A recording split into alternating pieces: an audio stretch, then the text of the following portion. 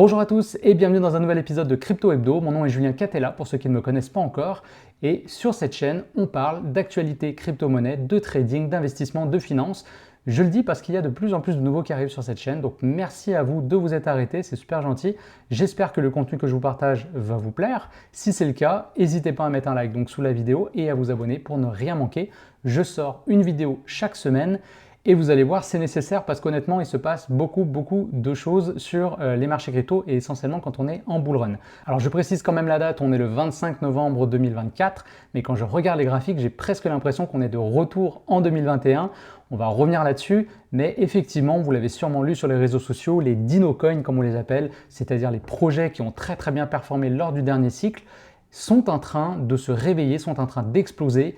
Donc je pense que ça confirme la thèse qu'on avait amenée la semaine dernière. Les retail investors sont de retour sur le marché. Et bien, les retail investors, ils n'investissent pas comme vous et moi nécessairement. Donc c'est important de changer ces stratégies éventuellement, ou du moins les adapter, parce que je ne pense pas que cette tendance va se maintenir pendant des mois et des mois. Mais je pense qu'il y a peut-être quelques coups à jouer en ce moment. Donc je vais vous faire un point là-dessus. Alors on va commencer tout de suite sur CoinMarketCap en regardant un petit peu le top 100. Alors Bitcoin est à 96 000 $. On a vraiment tutoyé les 100 000 $. On ne les a pas franchis officiellement. Je pense que ça va arriver cette semaine. En tout cas, c'est vraiment incroyable c'est le mot, de voir un Bitcoin à ce prix-là et le prix tient extrêmement bien sous cette résistance. On est en train de consolider. Donc voilà, je pense que le meilleur est à venir et en tout cas, ça confirme beaucoup de choses pour ceux qui avaient encore des doutes. Oui, on est en bull run. Oui, on va aller beaucoup plus haut. On voit qu'Ethereum aussi est en train de reprendre des couleurs. Alors là, on est à 3 446 $.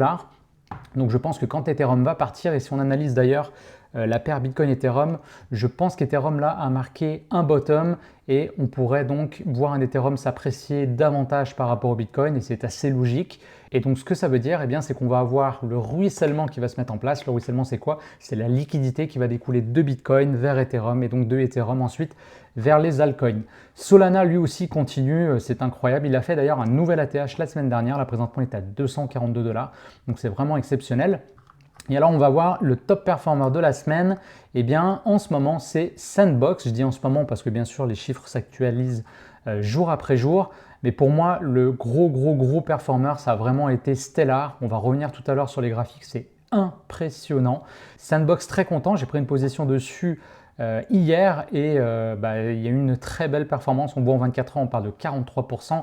En fait, la bougie journalière hier, elle est montée jusqu'à 75%. C'était vraiment incroyable. Mana, qui est un projet qui ressemble beaucoup à Sandbox aussi, est en train de monter. Et donc, c'est ce que je vous disais tout à l'heure. Quand on regarde le top, Sandbox, Stellar, Mana, Polkadot, Matic. Donc voilà, c'est vraiment des projets qui ont très bien performé en 2021.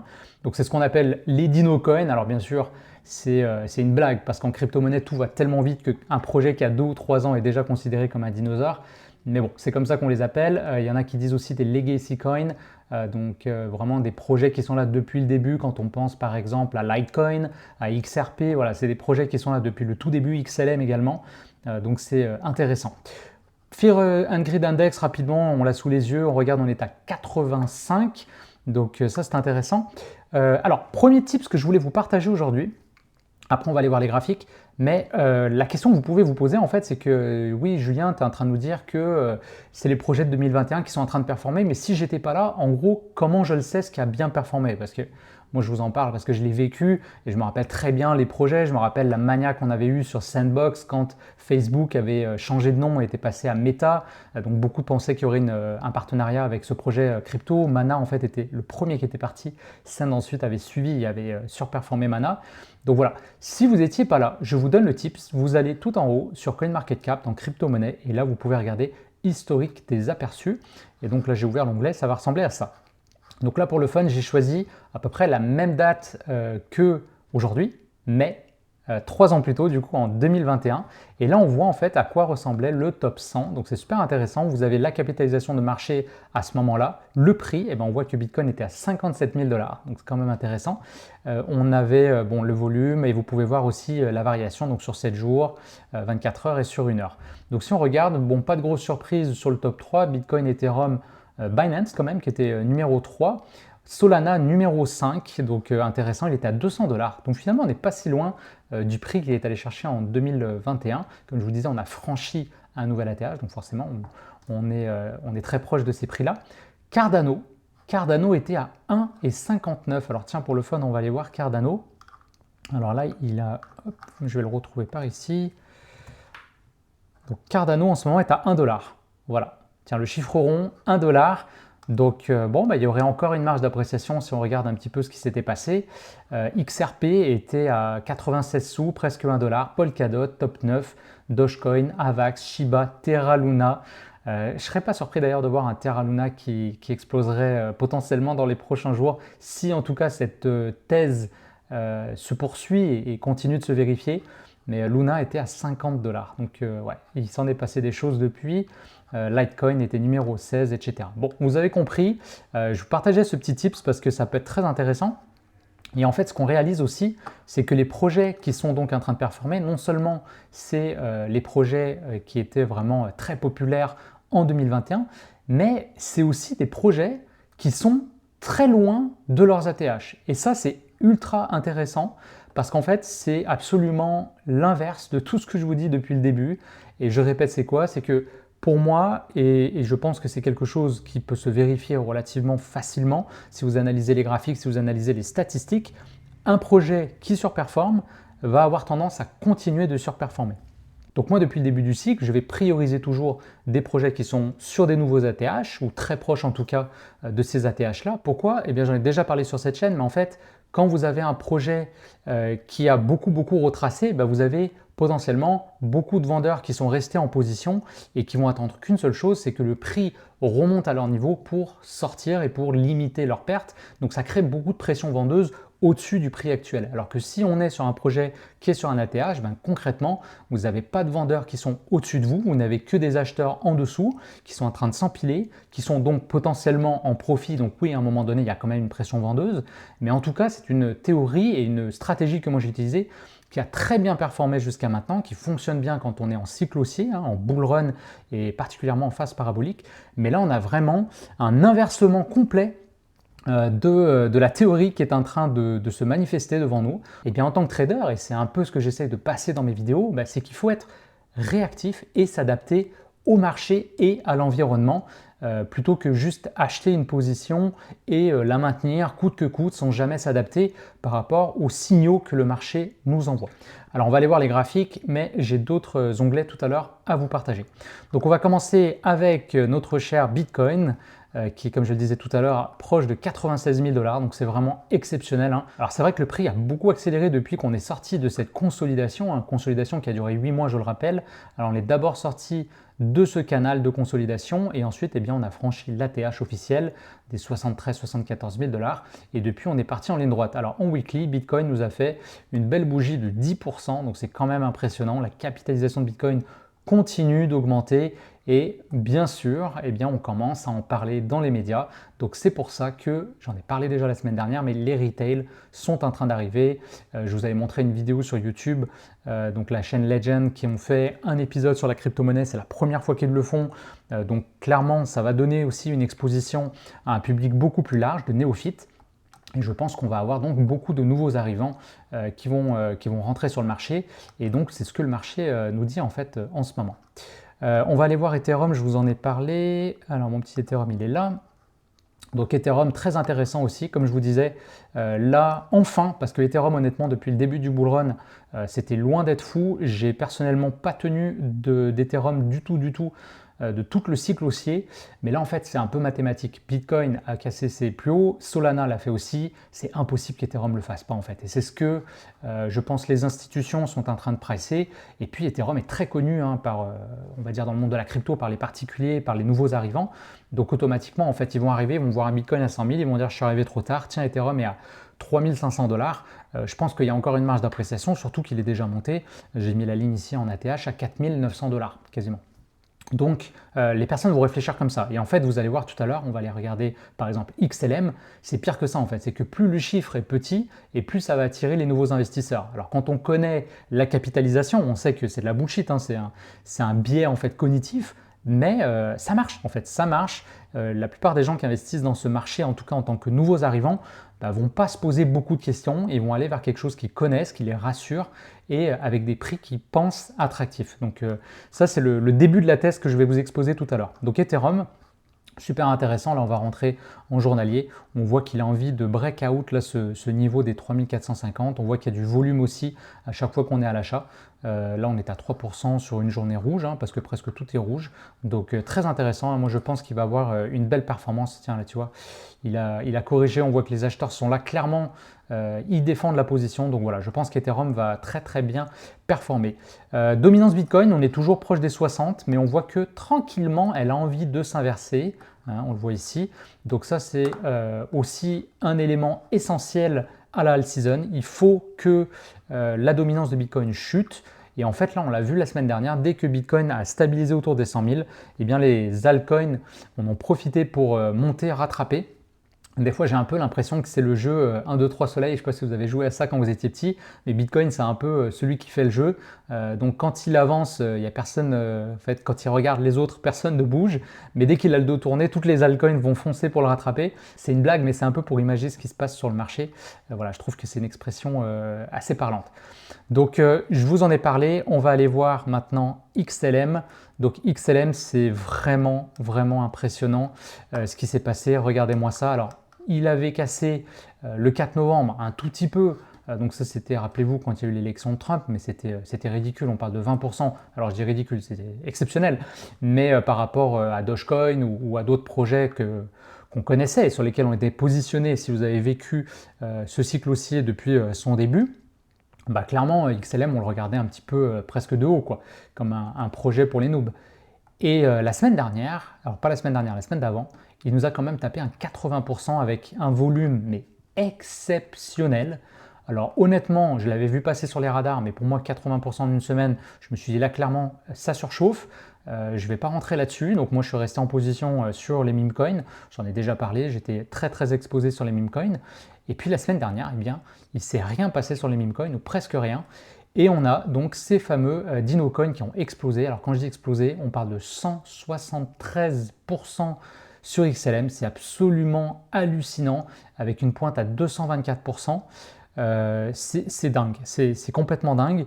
On peut aller voir également Cardano qui avait très bien marché. Hop, Cardano, c'est pareil. Là, depuis 3 semaines, eh ben, on a tapé du 200%, donc incroyable. XRP, alors XRP, magnifique. Donc XRP et XLM, en fait, c'est deux projets qui sont assez similaires.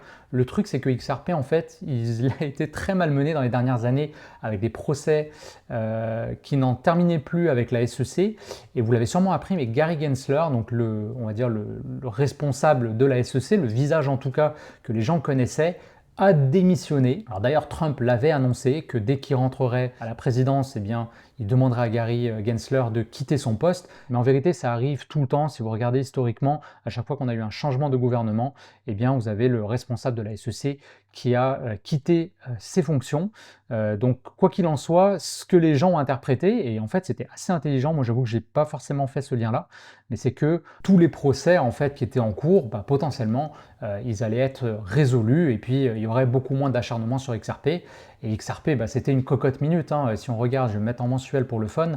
Vous voyez que le prix, il a été complètement écrasé depuis des mois et des mois et des mois et des mois. Il n'y avait plus de vendeurs sur cette crypto-là. Et on attendait tous la petite bougie d'allumage là, pour que ça parte. Et c'est parti très très vite, on le voit ici. Ensuite, on a une belle consolidation. Et là, c'est reparti. Donc là, on voit qu'il marque une nouvelle consolidation. Je pense qu'il peut aller plus haut. Alors après, là, je pense que ça commence à être un peu tard.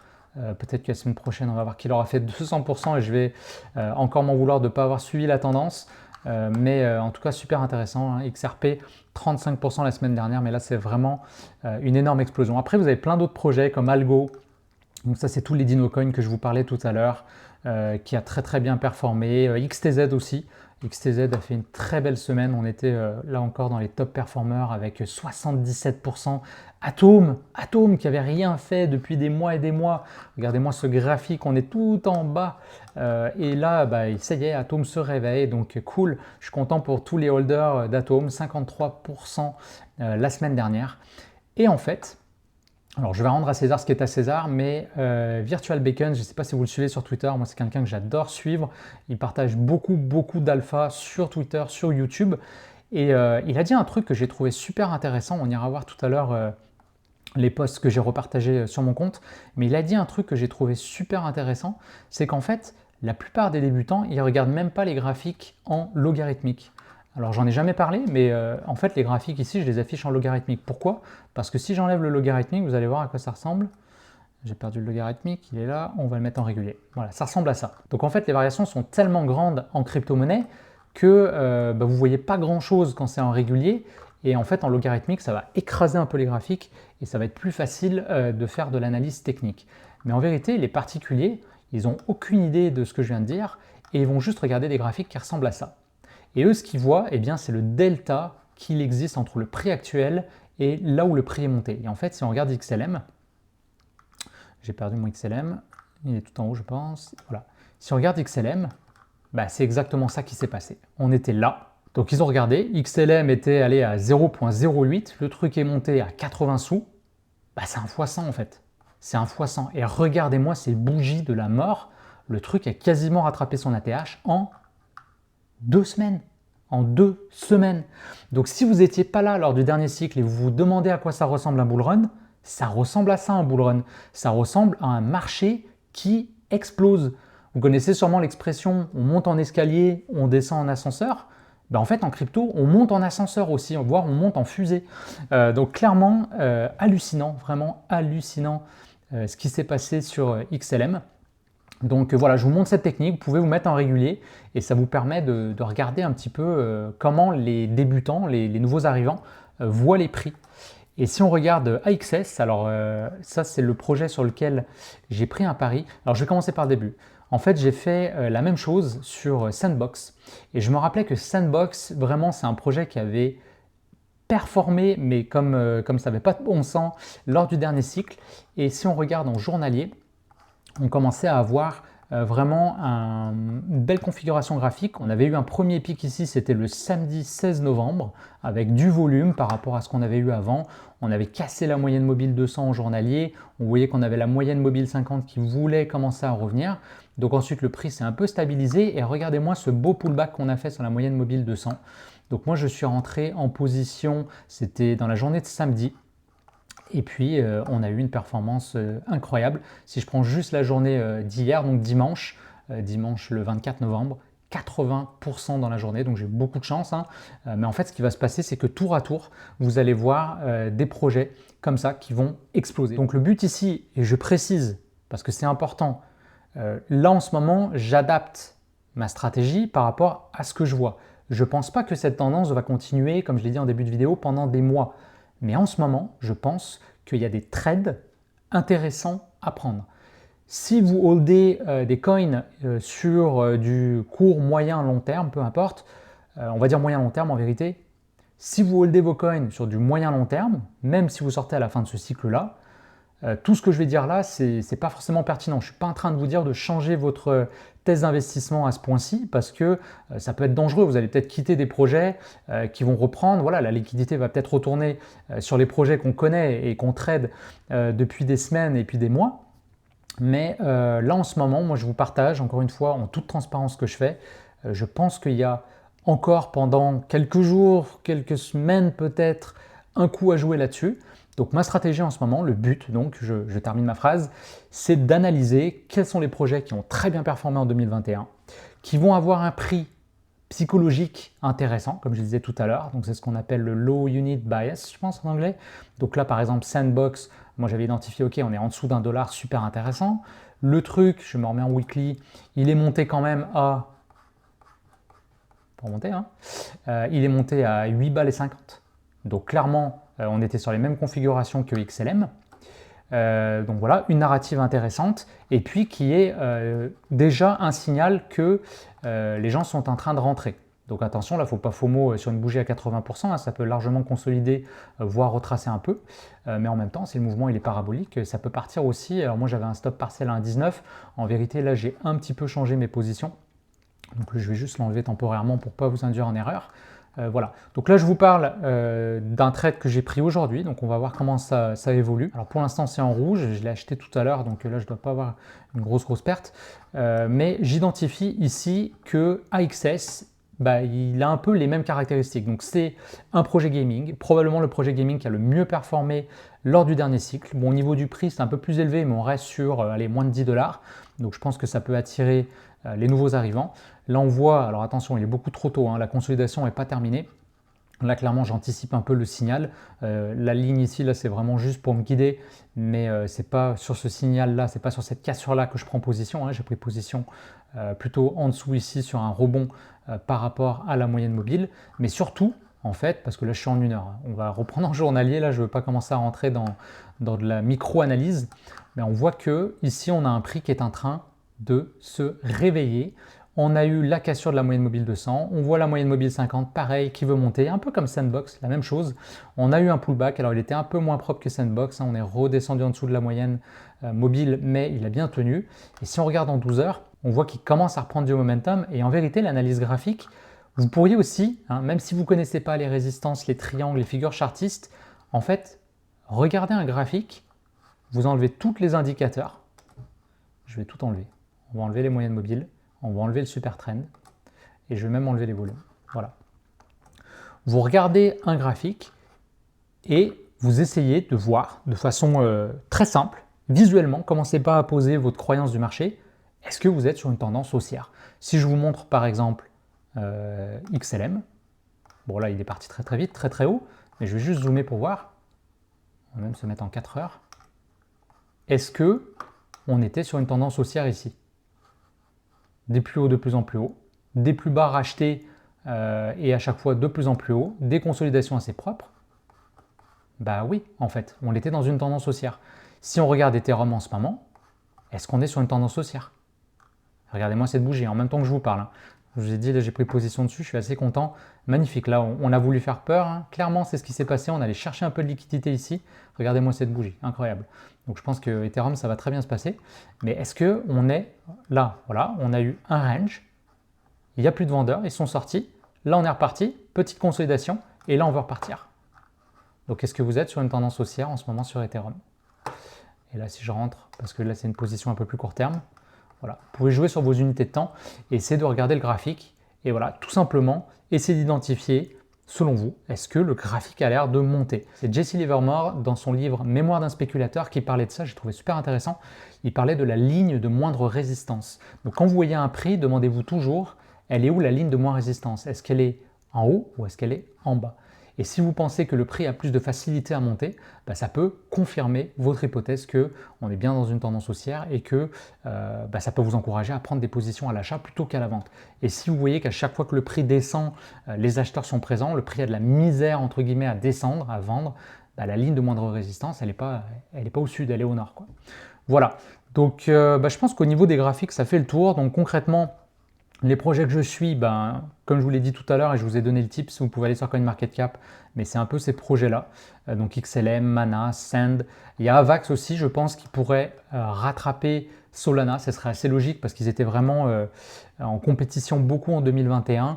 Pour l'instant, Avax, il n'est pas trop parti si je vais en weekly. Alors, je ne sais plus si je me suis remis en logarithme. Non, je suis encore en régulier. Je vais me remettre en logarithmique. On voit que voilà, il est encore loin de son ATH des 147 $, alors que Solana est déjà en ATH. Donc clairement, je pense ici, il va y avoir un rééquilibrage du marché. Link aussi, il ne faut pas le négliger. Link, c'est un legacy coin, justement, un projet qui est là depuis le début. Il a vraiment une armée aussi de followers, un peu comme Cardano. Donc Link, je le surveille. Gala qui avait très bien performé en gaming. Là aussi, on a toutes les caractéristiques. Un prix très bas, quelque chose qui avait performé en 2021. Et puis là, on voit un momentum qui est en train de se mettre en place. Je vais juste remettre mes petits indicateurs. Donc voilà, super intéressant. Dot, je le suis aussi, ça avait été un top projet. Il est disponible dans toutes les plateformes, donc facile à acheter pour les nouveaux arrivants. Ça, on va revenir là-dessus juste après aussi. Je termine juste là-dessus. Phantom aussi, je pense, parce que c'est un projet qui avait très bien performé. En plus, Phantom va changer de nom, on va l'appeler Sonic. Le prochain mois, donc on va en parler. Il va y avoir un changement du token. Je crois que le prix va être plus bas, donc psychologiquement ça va être intéressant, même si déjà là c'est un prix attractif. Render aussi, Render clairement je pense il n'a pas fini, il n'a pas dit son dernier mot. Alors ça c'est un projet qu'on a surfé sur ce cycle-là, mais il est très bien positionné aussi pour cette nouvelle vague d'acheteurs. Et il faut regarder aussi les noms. Et c'est vrai que ça c'est intéressant, mais Render, ça fait penser à rendering, donc c'est quelque chose qui va parler à un public anglophone, parce que pensez bien que là c'est le retail, bon oui en Europe, en France, etc., mais c'est surtout le marché américain qui pèse, surtout que c'est Trump qui a été élu et qu'il a dit qu'il allait ramener la crypto aux États-Unis, donc c'est clair que le public américain va être de plus en plus sensibilisé à ça et va vouloir acheter. Et le marché américain, bah forcément, c'est un marché qui pèse très très lourd, pour pas dire le plus lourd. Donc faites attention à ça aussi, ça peut être intéressant. C'est pour ça que j'ai mis ICP dans ma liste. Alors c'est pas un projet que je kiffe du tout au niveau fondamental, au niveau tout ce que vous voulez, mais c'est Internet Computer, quoi. Le mot est là, le prix est bas, il est monté très très haut.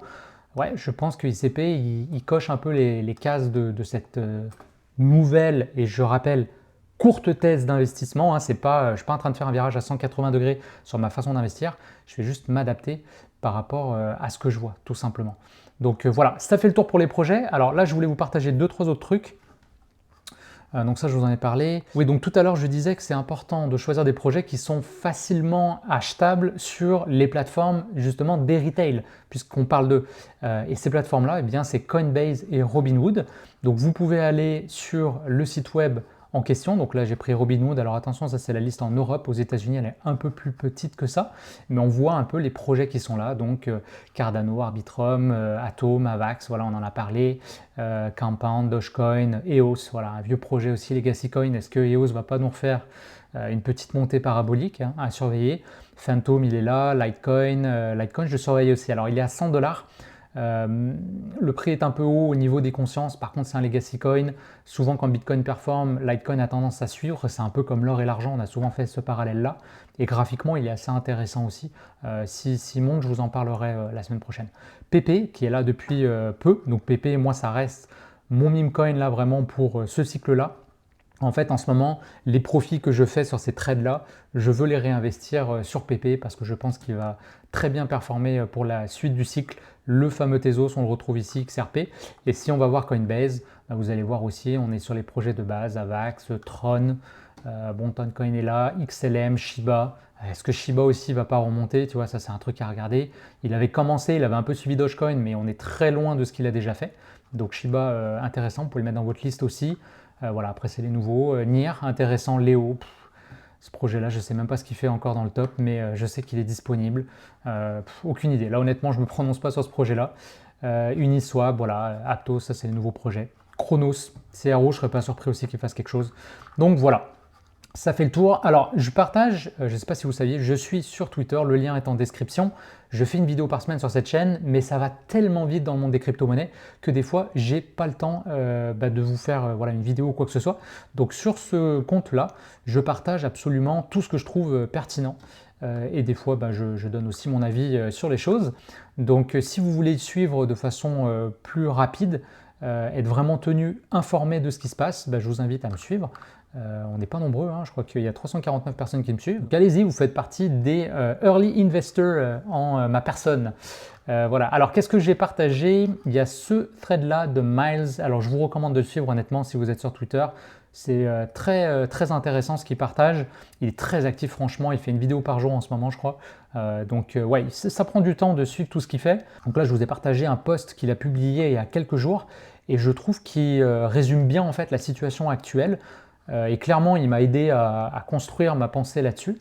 Donc voilà, il explique qu'il y a 3 camps chez les retail qui ont tous des motivations et des perspectives différentes. Donc The Old Guard, il explique que c'est ceux qui se reconnectent sur Coinbase et Robinhood pour la première fois depuis des années. Et puis, eux, à l'époque, ils avaient acheté, ils étaient déjà là sur les derniers cycles, et ils avaient acheté ce qui était disponible. Il y avait beaucoup moins de crypto qu'à l'époque, du XRP, du ADA, du Doge. Donc clairement, ils ont oublié ces investissements. Dans leur tête, ils avaient un peu perdu leur argent. Bitcoin arrive à 100 000, on recommence à en parler dans les médias. Ah tiens, on va aller voir qu'est-ce qui s'est passé. Ils regardent leur bag, puis il y a tout qui a commencé à pumper.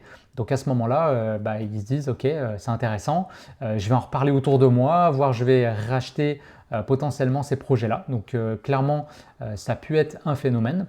Les fresh retail, ça c'est ceux qui arrivent maintenant en 2021.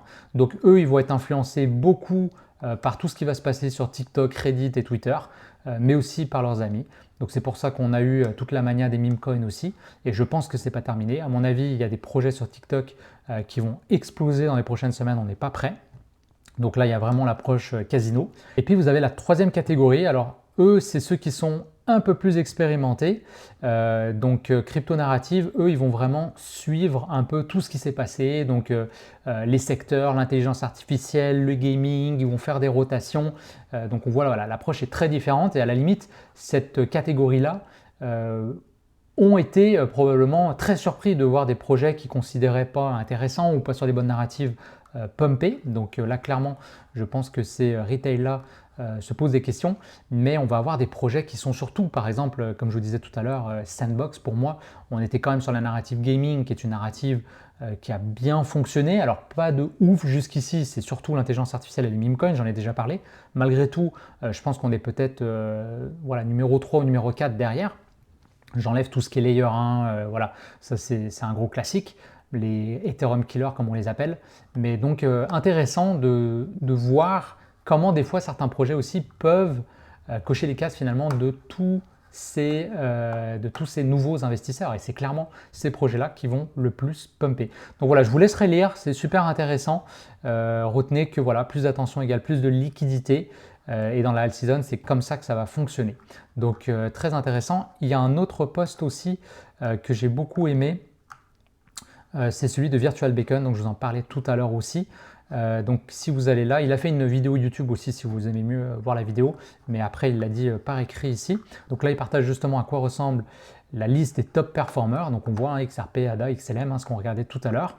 Et donc là ce qu'il explique, c'est que en fait justement les retail investors ils vont commencer à arriver parce que Bitcoin est proche de 100 000 $, donc on va en parler de plus en plus, et donc il y a en ce moment un major shift, et lui-même le dit, en fait il a dérisqué un petit peu les positions qu'il avait sur les meme coins pour justement jouer aussi ces trades-là qui s'en viennent.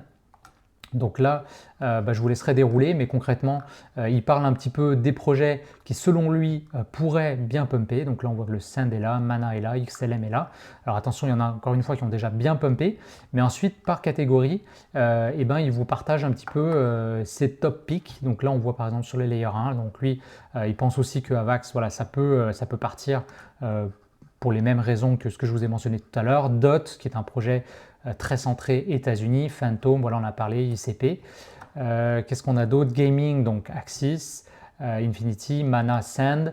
Alors après, il vous partage aussi, ça c'est intéressant, des projets sur la même narrative mais plutôt long terme. Donc l'idée c'est de faire de l'argent, encore une fois, on n'est jamais sûr de ce qui va arriver, mais si on est capable de faire des profits sur ces trades-là, c'est ensuite de les réinvestir potentiellement sur ces trades-là. Donc là, on revient sur les projets qui ont surperformé depuis le début du cycle, en gaming par exemple, Super et Prime. Voilà, Render, GRT sur l'IA, et puis après, ça sera probablement NIR, Arwave, qui est aussi un ancien projet d'ailleurs, mais qui a bien performé sur ce cycle-là, Tao, etc.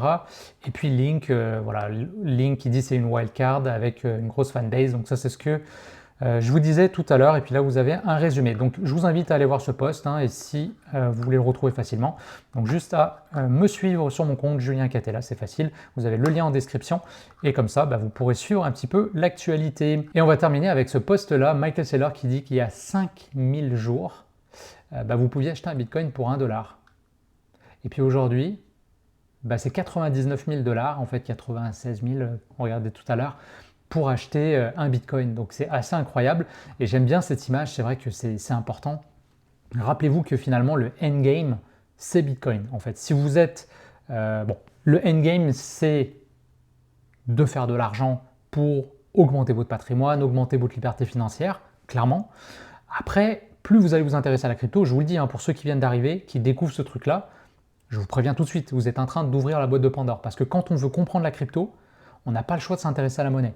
Et quand vous vous intéressez à la monnaie, vous allez voir que c'est un scam, si vous voulez être un petit peu provocateur. Bon, sans dire que c'est un scam, parce qu'il y a des raisons pourquoi on a de l'inflation sur notre monnaie. C'est un choix politique pour propulser la croissance, etc. Je ne vais pas faire un cours d'économie ici. Mais en tout cas, plus vous allez creuser le sujet et plus vous allez comprendre que Bitcoin, c'est un peu le endgame. Il va jouer ce rôle vraiment qui va protéger votre patrimoine, un peu comme l'or. Et en fait, quand vous avez l'impression que c'est la valeur du Bitcoin qui augmente, en vérité, c'est la valeur du dollar qui diminue. Et donc, comme on compare l'un par rapport à l'autre, eh bien, c'est pour ça que le Bitcoin augmente face à toutes les monnaies fiat de ce monde. Bon, l'USD étant probablement la plus forte d'entre elles, clairement. Bon, après, il faudrait voir avec le yuan chinois peut-être. Mais par rapport à l'euro, par exemple, l'euro en ce moment, c'est pas incroyable. Le dollar canadien, je dis souvent que c'est une monnaie de singe. Bon, je le dis à la blague, mais en même temps avec une petite larme au coin de l'œil parce que c'est la monnaie que je dois utiliser tous les jours pour vivre hein, en habitant à Montréal.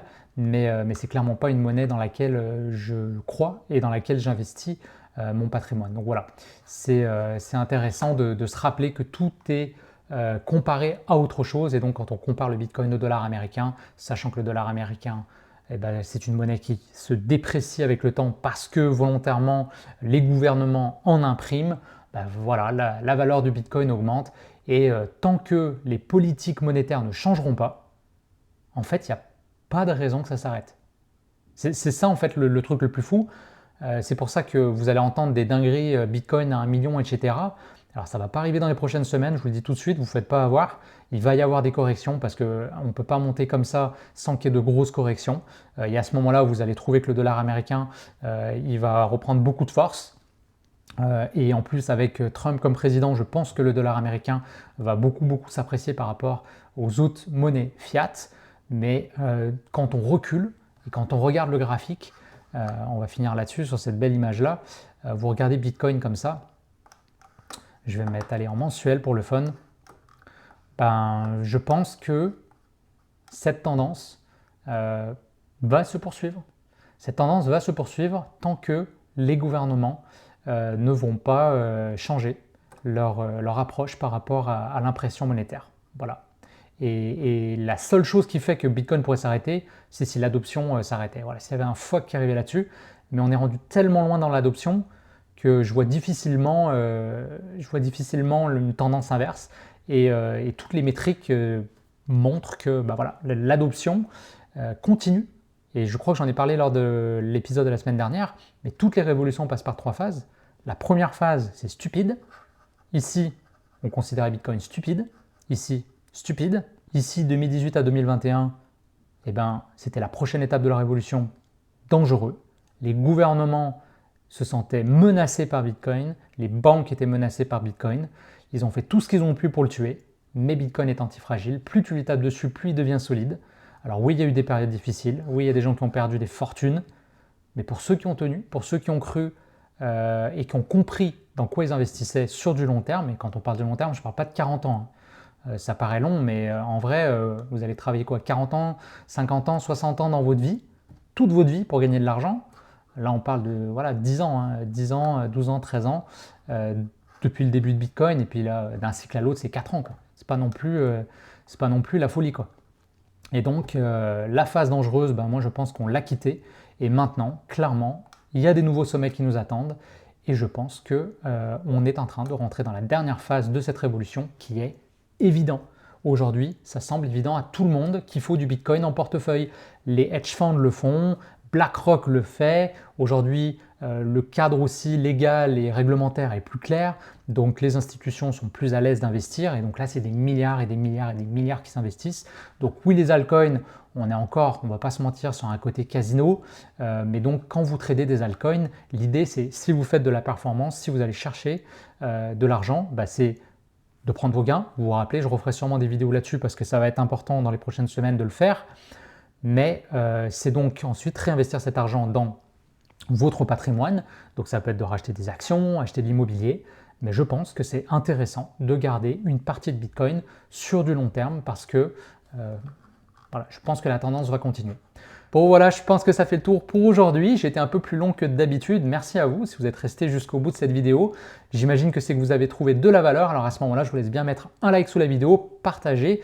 Et puis dans les prochaines semaines, honnêtement, il y a de plus en plus de gens qui vont arriver en crypto-monnaie. Donc si vous pensez que le contenu que je fais peut les aider, n'hésitez pas justement à partager, à liker, à vous abonner.